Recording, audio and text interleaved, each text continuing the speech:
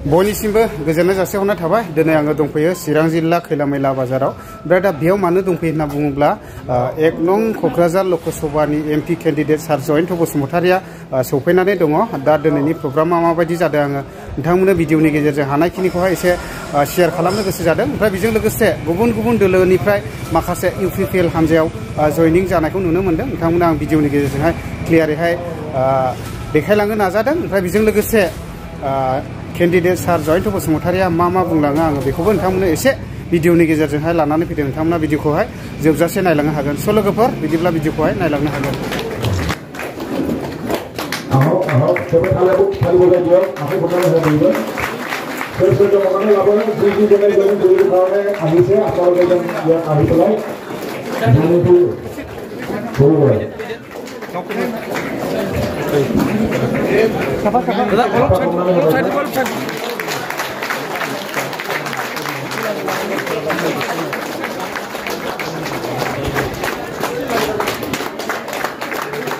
दायो बेबायदिनो गुबुन गुबुन दोलोनिफ्राय जयनिं जादों नायनानै लानो हागोन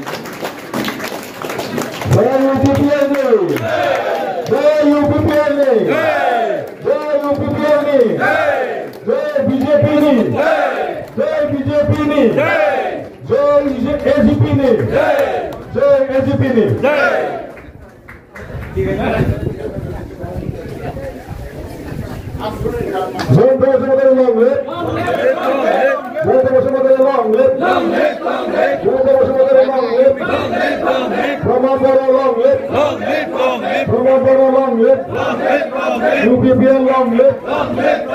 UPPL long live, BJP जिंदाबाद, जिंदाबाद, जिंदाबाद, BJP जिंदाबाद, जिंदाबाद, जिंदाबाद, AGP जिंदाबाद, जिंदाबाद, जिंदाबाद, AGP जिंदाबाद, जिंदाबाद, जिंदाबाद, प्रमोद बर' जिंदाबाद, जिंदाबाद, जिंदाबाद। मिथिबायना आरो माबायाव सरबगाव 80,000 भट मोनदों सरबगावनो दा बे ओनसोला दिनै क'क्राझार समष्टिनि बायजोआव थांबाय मानो बायजोआव थांखो बिसोरो बिटिआर ओनसोलाव गोग्लैया दाख्लै समष्टि गोदान दानायाव बिटिआर ओनसोलखौ लानानैल' क'क्राझार लकसभा समष्टिखौ दानाय जादों दा बै जेराव जेराव बिथाङा भट मोनदोंमोन बे गासिबो ओंखारलांजोबबाय तामारहाटआव नोङो 42,000 नोङो धुबुरियाव थांबाय 42,000 बियो माने 100%खौनो मोनदों बियो दा बेखौ नायोबा नुबाय प्राय 3 लाख भटआ बायजोआव थांबाय क'क्राझारनिफ्राय ओंखारलांबाय 3 लाख भटটো क'क्राझारफ्रा बाहिৰত গ'ল আৰু এই 3 লাখটো হীৰা হৰণীয়াই পাইছিলে আৰু যোৱা 2019 হীৰা হৰণীয়াই প্ৰায় 4,80,000 পাইছিলে তো 4,80,000 পৰা 3 লাখটো যদি আমি মাইনাস কৰো কিমান থাকিলে 1,80,000 তো 1,80,000 মাজত আজি ওবৰৰ নেতা কৰ্মীসকলে আজি ইউপিপিলৈ যোগদান কৰিলে কিছুমানে বিজেপিত গ'ল নহয় ব্ৰজেন মহন্ত তেখেতে ওবৰৰ এজন মানে আসল ব্যক্তি বুলি ক'ব লাগিছিল আমাৰ ব্ৰজেন মহন্ত ডাঙৰীয়া তেখেতে আজি বিজেপি স্পোক্স পাৰ্সন হৈ গ'ল মই কালি কাজলগড় তেখেতে আহিছিল লগ কৰি তেখেতৰ লগত তেখেতে আজি বিজেপিত ধুনীয়াকৈ কাম কৰি আছে আৰু তেখেতৰ কথাখিনি আজি তেখেতে যিখিনি মানুহক লৈ ওবৰৰ এটা সংগঠন কৰিছে এই সংগঠনৰ নেতা কৰ্মীসকলে তেখেতে লগ কৰি আছে আৰু তেখেতে কালি মোক জনালে যে এই ব্যক্তিসকলে আজি এনডিএৰ লগত থাকিব খোজে কাম কৰিব খোজে এই কাৰণে আজি তেখেত হৰণীয়া ডাঙৰীয়া আজি তাৰিখত যদি তেখেতে মানে নিৰ্বাচন প্ৰতিদ্বন্দ্বিতা কৰিবও পাৰে তথাপিতো আজি আমাৰ তেনেকৈ আমাক কিবা ক্ষতি কৰিব পৰা তেনেকৈ দেখা নাই এফালে বিপিএফ হিচাপে যদি আমি চাওঁ আমাৰ এই কোকৰাঝাৰ লোকসভা সমষ্টিৰ 25 জন এমচিএলএ আছে এই এমচিএলএৰ পৰা ইএমও হৈছে তো এমচিএলএ সকলৰ মাজত 6 জনহে হাগ্ৰামাৰ লগত আছে বাকি 19 জন আমাৰ লগত আছে 19 জন এমচিএলএ ইএম আমাৰ লগত আছে তো এই দিশত যদি চোৱা যায় তাতো বিপিএফ হিচাপে তেখেতসকলে নোৱাৰিব আৰু বাক্সাত এজনো বিপিএফৰ এমচিএলএ নাই চিৰাঙৰো বিজনীৰ এজনো নাই আমাৰ এই কাজলগড় আছে আমাৰ এই জেমছ পানীৰাম আছে কিন্তু তেখেতসকলে ইয়াত এমএলএ নাই এই আমাৰ হাতত নহয় এমপি আমাৰ হাতত ইয়াত কোকৰাঝাৰ যদি যাওঁ এমএলএ আমাৰ হাতত আছে তেখেতসকলে এজন আছে কিন্তু বাকি আমাৰ বিজেপি ইউপিপিএল মিলি কোকৰাঝাৰত আমাৰ ইএম এমচিএলএ আমাৰ বেছি হৈ আছে তো গোটেই বস্তু যদি চোৱা যায় যে আমাৰ মিত্ৰজোঁট হিচাপে বা NDA হিচাপে আমি মজবুত স্থিতিত আছোঁ, তাত BPF হিচাপেও কোনো আমাক ফেৰ মাৰিব পৰা অৱস্থা নিশ্চয় নাই। আৰু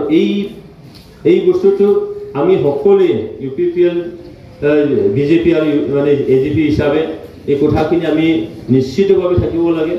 মই আহ্বান জনাইছোঁ আপোনালোকক। আৰু আপোনালোকে কিন্তু নিৰ্বাচনৰ কথা সেইকাৰণে আমি জিকি গৈছোঁ বুলি এনে বহি থাকিলে নহ'ব নহয়। মই আহ্বান জনাইছোঁ যে আমাৰ যিখিনি কাৰ্য সেই কাৰ্যটো যাতে চলি থাকে আৰু লেখত ল'বলগীয়া এটা সমষ্টি হিচাপে যাতে সেইটো পৰিগণিত হয় সেইটোকো আমি কৰিব লাগিব।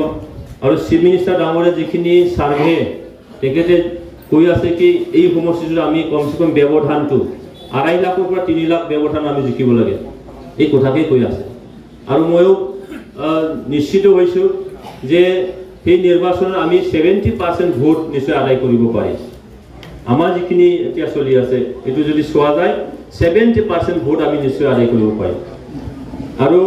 70% যদি হয় তেতিয়া নিশ্চয়কৈ কি হ'ব, প্ৰায় 7 লাখ 8 লাখ আমি ভোট আদায় আমি কৰিব মানে NDA হিচাপে আমি নিশ্চয় পাবলৈ সক্ষম হ'ম। আমাৰ সমষ্টিত 14,70,000 ভোট আছে, তাৰে যদি 75 যদি কাষ্টিং হয় তেতিয়া 11 লাখ সামথিং হ'ব। আৰু 11 লাখ সামথিঙৰ পৰা যদি আমি 70% যদি ধৰি লওঁ তেতিয়া 7,80,000 মান আহি যায়, 7,80,000। আৰু এইখিনি ভোট যদি আমি চাই তেতিয়া 11 লাখৰ মাজত যদি 7,80,000 আমি পাওঁ তেতিয়া থাকিল কিমান, 3 লাখ মান থাকে ডিফাৰেঞ্চ। 3 লাখটোত আজি কংগ্ৰেছে অলপ পাব, BPF পাব, ফৰণেও যদি তেখেতে খেলিব পাৰে তেখেতেও সেইটো পাব। সেইকাৰণে আমাৰ যিখিনি ডিফাৰেঞ্চ আমি যি দেখিছোঁ 3 লাখ ডিফাৰেঞ্চটো একেবাৰে আৰামত নিশ্চয় আহিব লাগে। আৰু এইখিনি নিশ্চয় সম্ভৱ হ'ব যে আমাৰ কাৰ্যকৰ্তা কৰ্মকৰ্তাসকলৰ নেৰা নেপেৰা যেনেকৈ কাম কৰিছে তাৰ কাৰণে। সেইকাৰণে মই আহ্বান জনাইছোঁ আপোনালোকক যে আমাৰ নিশ্চয় নমিনেশ্যন 12 তাৰিখৰ পৰা 19 এপ্ৰিললৈকে হ'ব। ইয়াৰ মাজতে কোনোবা এটা ডেট হয়তো ফিক্স কৰিব খুব সম্ভৱ। তো এইখিনি সময়ত আপোনালোকৰ অলপ ঘুমটো অলপ ক্ষতি হ'ব পাৰে নহয়, খোৱালৰ অলপ ক্ষতি হ'ব পাৰে বা তেনেকৈ নিজৰ ঘৰ পৰিয়ালটো অলপ এৰিখিনি আপোনালোকে নিশ্চয় কাম কৰিব লাগিব নহয়, দিন নাই ৰাতি নাই কাম কৰিব লাগিব। আৰু এইটো একমাত্ৰ সেইকাৰণেই যে আমাৰ কোকৰাঝাৰ লোকসভা সমষ্টিটো 1 নম্বৰত আছে। 1 নম্বৰত যদি আমি কোকৰাঝাৰ লোকসভা সমষ্টিটো আমি জিকিব বিচাৰোঁ তেতিয়াহ'লে এইখিনি কষ্ট নিশ্চয় স্বীকাৰ কৰিব লাগিব। আৰু মোৰ দৃঢ় বিশ্বাস আপোনালোকে এইখিনি কষ্ট স্বীকাৰ নিশ্চয় কৰিব নহয়। আৰু দীঘলীয়া নকৰোঁ, এইখিনি ক'লোঁ যে আপোনালোকৰ ওপৰতেই আমাৰ কোকৰাঝাৰ লোকসভা সমষ্টিৰ ভৱিষ্যত নিশ্চয় নিৰ্ভৰ কৰি আছে। আৰু এইখিনি ভৱিষ্যত আমি উজ্জ্বল আপোনালোকৰ দ্বাৰাই নিশ্চয় হ'ব, এইখিনি আশা আৰু ভৰসা ৰাখি সকলোকে আকৌ এবাৰ মোৰ আন্তৰিক শুভেচ্ছা আৰু অভিনন্দন যাচি অহা 7 তাৰিখলৈকে অলপ আপোনালোকৰ কষ্ট স্বীকাৰ কৰিবলৈ মই অনুৰোধ জনাই মোৰ বক্তব্য ইমানতে সামৰিছোঁ। ধন্যবাদ।